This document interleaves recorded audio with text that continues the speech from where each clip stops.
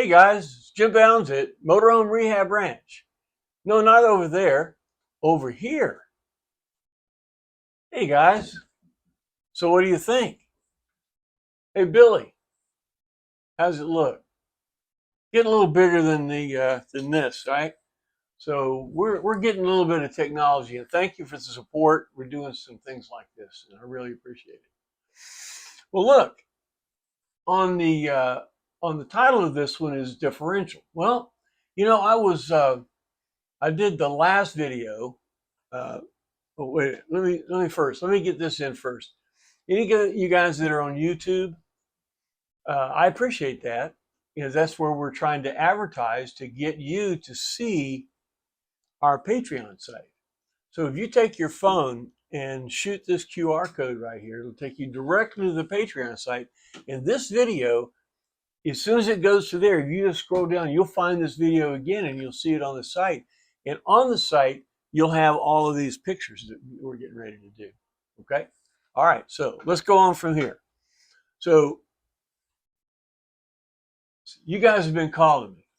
And if you're concerned, if you're worried about what's going on, we want to help you out. So that's what Motorhome Rehab Ranch is really about. So what we're going to talk about today, well, last video, and if you haven't seen this video, you might want to stop and go see that and then come back because it was about the transmission, all the different parts and the bolt-ons and things that you can do. All right. Well, bolted to the transmission is the differential, bolted directly to it. Now, if you think about it, on a car that's a rear-wheel drive, there's a drive shaft between here and there, right? Well, they just bolted that sucker right to the transmission. You can see what I'm saying. Okay, here, let's go to the inside of this thing a little bit. Yeah, there we go. So you've got a gasket here. Now you see this is the transmission dipstick. You say, wait a minute, the transmission's over here. But when this thing goes on there, this hole lines up with where it is on the transmission, and this goes through there.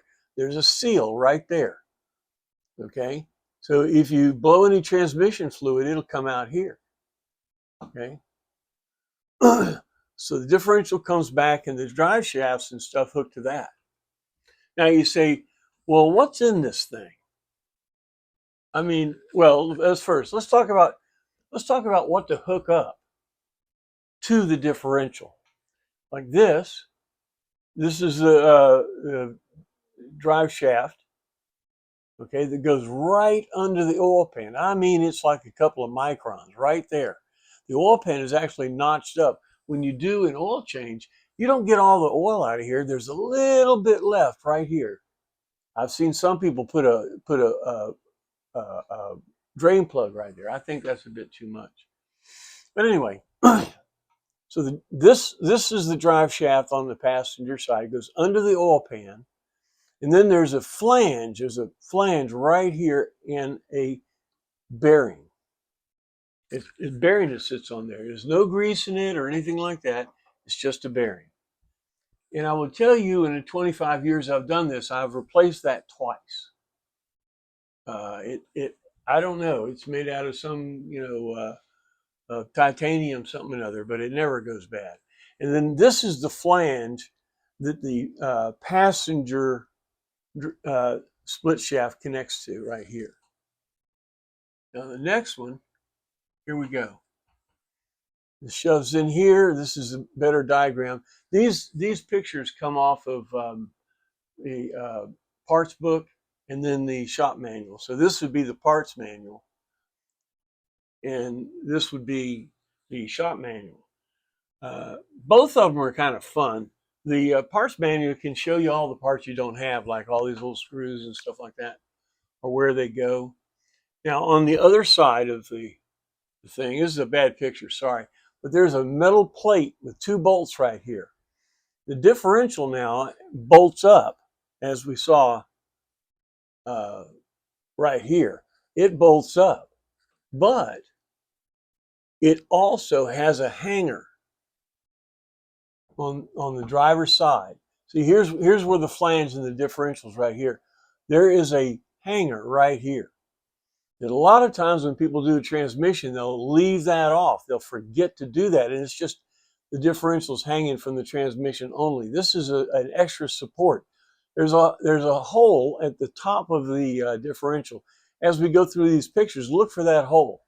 There's a hole, and there's a big old long bolt that goes through there, and it's being supported by this bracket. Very, very important to go look up under your coach and see if you have that bracket. It's kind of like the bracket on the back of the alternator. Real important, that little brace going down to the intake manifold.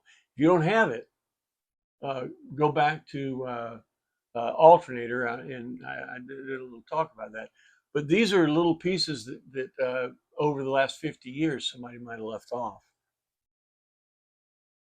So this is the split shaft. It bolts on right here. You have 6 bolts. Now these bolts are one-use bolts. Huh? Yeah, they're like an aircraft bolt. This thing gets torqued to 75 foot-pounds. It's a 7/16 bolt, 12-point bolt that has to be torqued to 75 foot-pounds. Well, when it does that, it stretches. So when you take it off, it won't go back to 75 foot-pounds. So each time you take off a split shaft, you need to replace these bolts. This is a unique washer too, okay? Jeff Serum and Applied has these. If you're in a pinch, if you go to a hardware store, if you take one out and go into the hardware store, they may have an Allen or a cap bolt that will that you can put in to suffice. Don't lose the washer. They probably won't have this washer that stands up high, so don't lose that. But you do have to replace these bolts every time. You know, I used to say, this bolt. A good friend of mine, Nelson, was driving a coach home from our shop to the guy, pulled out of the RV park the next morning, and the drive shaft fell out. New bolts, brother. Okay? So the drive shaft, the split shaft comes out here. Then this is the inner CV, and then you got an outer CV right here, the spline it goes into. Now, here's your outer CV, your inner CV right here. It's got this metal flange right here, and inside of it is this boot, this rubber boot. Now inside there, you'll see a 3-sided stud deal here. These are needle bearings, little tiny needle bearings going all the way around that. And then that ball is over that, and then that ball slides into that. Okay? Now, if you're going down the road, if you take off and it goes away when you get going, but when you accelerate, it kind of jumps. That's an indication of the inner CV. Okay, so what do? They don't make those anymore. Well, the Bubba and Scooter way to do it is take the drive shaft off of one side and put it on the other side, because it'd be wearing on one side of this thing right here on this ball. Well, if you swap the drive shafts, it'll ride on the other side. So you can get away with it a little bit. If not, I would go to one of the GMC specialty places, like I say, Serum or Applied, or there's some other places, and buy a drive shaft that's been rebuilt if you have problems like that. Now, if you don't, the inner CV boot almost never, ever, ever goes bad. But wait a minute, they're 50 years old. These are starting to drop. And for your benefit, Applied and Serum has a new inventory of new stock, not old stock, new stock inner CV boots. Give them a call. Now, outer CV boot. Here's your outer CV with the balls in it, in the cage, right? Okay. And then you got this boot right here. Now, the original boot was a neoprene boot. It had a single fold in it. You've seen those. Yours might be that. It has a single fold in it. Problem is the neoprene wears out, but the wear point is at that one point where that fold is. Okay, so that's where it tears. Yeah. Well, there's a new boot coming out. It's a silicone boot, an outer silicone boot that has the original shape, but the material will bend a lot better. So give Jeff and Jim K a call on those two. But these are all the little parts in there. There's a lot of stuff in there now. It's not too complicated. If you want to try to do it yourself, that's cool. It can be done. You can buy the boots. All the other parts, all you're going to do is clean them up, be sure they're in good shape, and put them all back in there. All right. Now, what's in the differential? A few parts, just a few. Okay. I mean, see, here's your differential. This is the bolt, the through bolt I was talking about on the differential. But this is your differential. You got break it up in two different sections. First section is coming out the front. Here's your pinion bearing, your pinion gear, I'm sorry, your pinion bearing, front bearing, rear bearing, seals, set of seals, and all this stuff. So this is your front section. And then you got your inside section. The inside section has seal bearing on each side. There's your bearing. Then you have your ring gear. And in here is your differential, your gears. All right, check this out. More junk, more stuff. There's a whole bunch of stuff in there too. Bunch of gears. Have you ever noticed if you get in sand, your right wheel turns? Call it a one wheel wonder in the old days. Your right wheel turns. What happens is if they both have torque, then they both pull. If this one, if one of them gets in the sand, you're done. You got to keep them both in here on the hard surface, and you'll get full differential. If you don't do that, if you had it welded, I had a car that had it welded. You go around and turns, chirp, chirp, chirp, chirp, chirp. You got to have some give in that differential. So a one wheel or a single differential, if you want, Jim K has all the differentials. Let's talk about the sizes. But he has a limited slip, just like a performance car. And if you're in snow or in sand or anything like that, you can get a limited slip. It's a little pricey, but the thing is, I had a customer back in the day that lived in Fort McMurray, Canada. He lived he lived off the grid. He needed a differential like that two-wheel differential just to get home.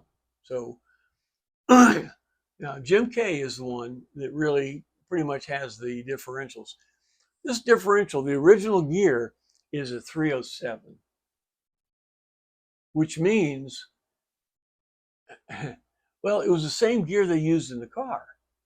But when they use it in the motorhome pulling 12,000 pounds, it gets a little heavy. You're one of the slower things on the road because of the gear. All right. Now, Jim K has two gears that he made.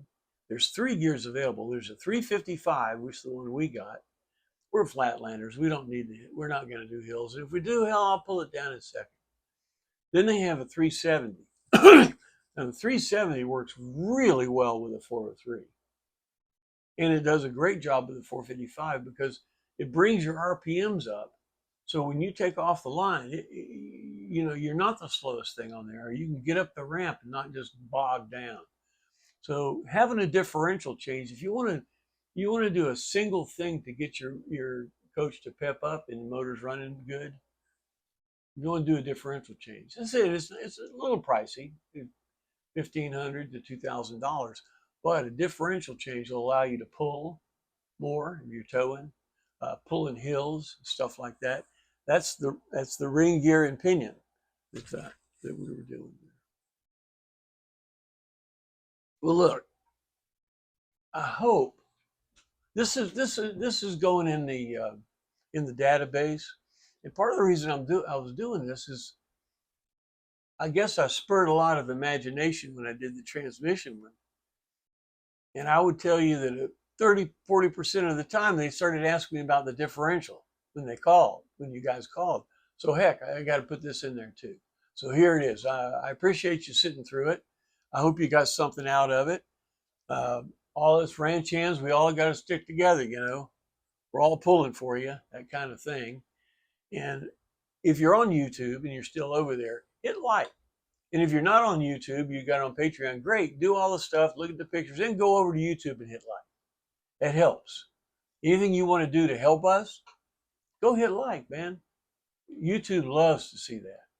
Well, look, I appreciate the support, appreciate everything that you're doing for us, and this is cool. We're going to do a lot of teaching things with this. So look, thanks for everything. We'll see you next time.